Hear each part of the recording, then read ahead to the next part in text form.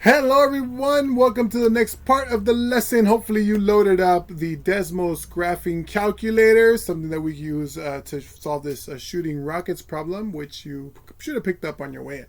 So now the Desmos graphing calculator is awesome. It could actually help us do what we just did a little while ago in one step. So you see here we have this 49 that we found for the value of 2 times 4 to the squared plus 5 times 4 minus 3. We could actually type this right into Desmos and boom, get that 49. Let's see if I can remember that. 2 times 4 squared plus 5 times 4 minus 3. Let's go over there. That is 2 times 4 squared plus 5 times 4 minus 3. So that's 2 times 4 squared plus 5 times 4 minus 3. Boom, gives us that 49. Just like that. Type it in there just so you remember. You could use the power button right here for that squared, or you could use shift 6. So one more time, let's all I did was I typed in 2 times 4 squared plus 5 times 4 minus 3, and sure enough the calculator gives us that 49. You should stop for a minute and try to do this one. 2 times 3 squared plus 3 times 3 minus 1, and see if that 26 comes out. You could even check these that we did, the 16 minus 4, the 3 times 4 squared, and the 25 minus 4 times 3 squared, to see that they give you the answers negative 32 and negative 11 using that Desmos graphing calculator. Now that's going to make our life much easier as we work on what I call the shooting rockets problem.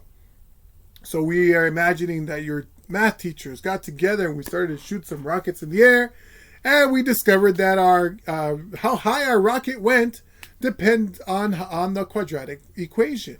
And here's the equation. H of t is equal to negative 16t squared plus 208t.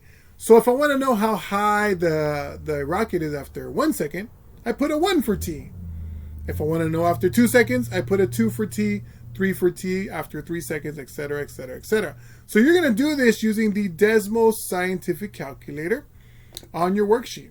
You have a graph there that we're gonna end up showing all the points that we're going to graph.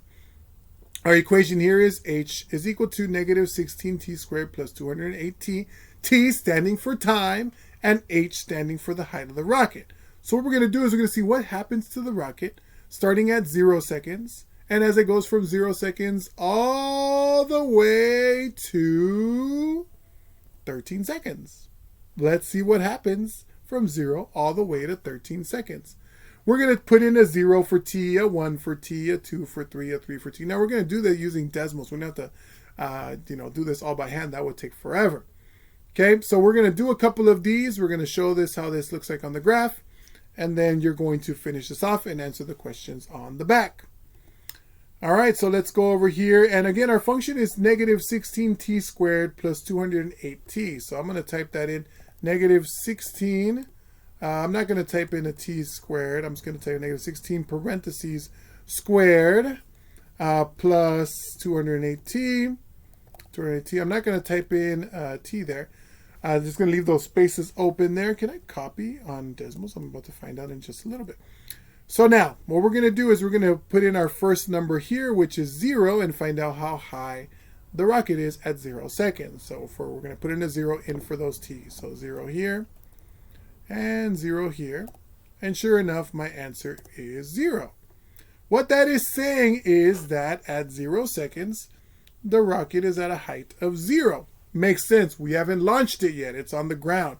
So what we're going to do is we're going to go ahead and over here, we are going to put a dot there. It's hard to see. To represent where the rocket is going to start from.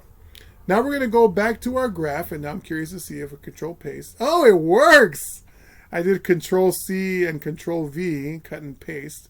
But in case you didn't want to do that yourself, we could do here. Oh no, I messed up the other one.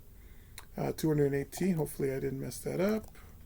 Let me make sure I have 208t here.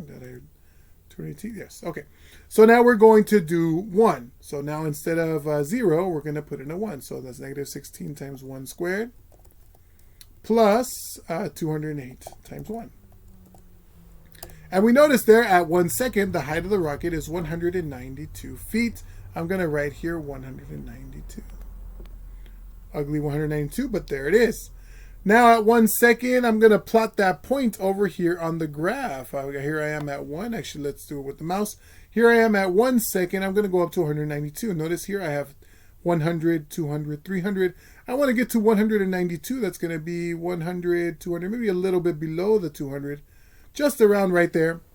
And I'll put a dot. There it is. That's about 192. The rocket has moved up 192 feet. We got a powerful rocket going on here. Now let's move on. Let's go to 2 seconds. So in order to find out how high this rocket went after 2 seconds, we're going to do negative 16 times 2 squared plus 208 times 2. And that gives us a total of 352 feet in the air. We're going to go back over here. And I'm going to write this 252, 252. Sorry, that looks a little ugly. That is 252 feet at 2 seconds. We're going to plot this point. When t is equal to 2, we're going to go 252. And, did I say that right? 352. No wonder I was like, that's looking a little low there. That's looking a little low. Let's erase that there. It's supposed to be 352. Got a little nervous there for a second. My rocket was not going how I wanted it to. So we have 352 there. And that's going to be 100, 200, 352. Somewhere just a little bit over. Sorry, I made a little accidental loop there. A little bit higher than 350. That was 100, 200, 300. 350, just a little bit above that. Okay, so now your goal is to continue on. I want you to put in 3 into the Desmos calculator, 4, 5, 6, 7, 8, 9, 10, 11, 12, 13, all the way to get to number 13. Once you've done that, I want you to carefully study the graph and answer on the questions on the back. What do H and T represent in this situation? How high was the rocket after 3 seconds? How high was the rocket after 12 seconds? And again, read all the questions. Read all the questions. Read all the questions there. And answer them. Try to finish this up as our lesson for today. And when I see you again, we'll talk about how you did on this assignment. Thank you so much for paying attention. You are the best. Please respect your teachers. And I will see you next time I see you. Take care, everybody. Bye.